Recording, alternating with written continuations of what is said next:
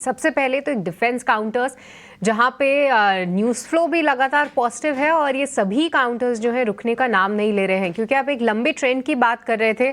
तो defence company में किस तरीके का ट्रेंड आप देख रहे हैं? और यहाँ पे क्योंकि इतना एकाएक जो मल्टी बैगर्स ये काउंटर्स बने हैं, कहीं ना कहीं एज एन इन्वेस्टर थोड़ी सी घबराहट ज़रूर होती है कि क्या ये मौका है प्रॉफिट बुकिंग का।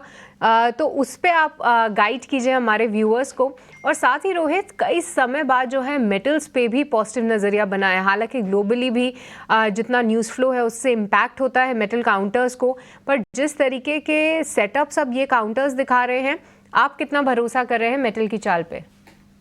नहीं, मेरे लिए मेटल्स एक फेवरेट सेक्टर रहा है। और इसके फेजेस आते हैं, जैसे कि 2021-22 में बहुत स्ट्रांग रिटर्न्स थे। उसके बाद काफी कंसोलिडेशन किया इस सेक्टर ने, और वो कंसोलिडेशन फेज मेरे हिसाब से खत्म हो गया है। सॉरी। तो इस कंसोलिडेशन फेज से मेरा हिसाब है कि मेटल सेक्टर निकल भी गया है।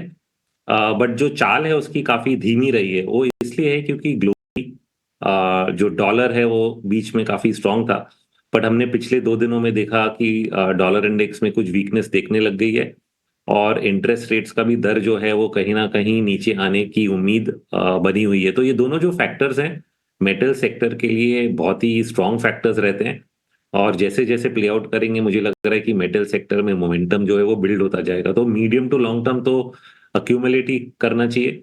शॉर्ट टर्म में भी एक करेक्शन जो है वो आ चुका है रिसेंटली, तो इस डिप पे भी मुझे लग रहा है कि यहाँ पे बाइंग अपॉर्चुनिटी है मेटल्स में। तो it's a strong sector. Defence का हाल ऐसा है कि मैं अगर स्लाइटली लॉन्ग टर्म चार्ट्स देखूंगा तो जरूर ये ओवरबॉट दिखने लगेंगे।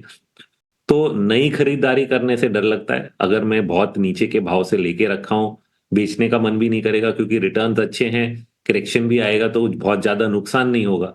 बट ऐसा हो सकता है कि 1 to 3 मंथ जो टाइम फ्रेम है शॉर्ट टर्म का, उसमें कई ये स्टॉक्स जो है अंडर परफॉर्म करें। शायद थोड़ा बहुत मोमेंटम बना रहे क्योंकि बजट के अनाउंसमेंट्स को लेके कभी कभी उत्साहित रहता है बाजार।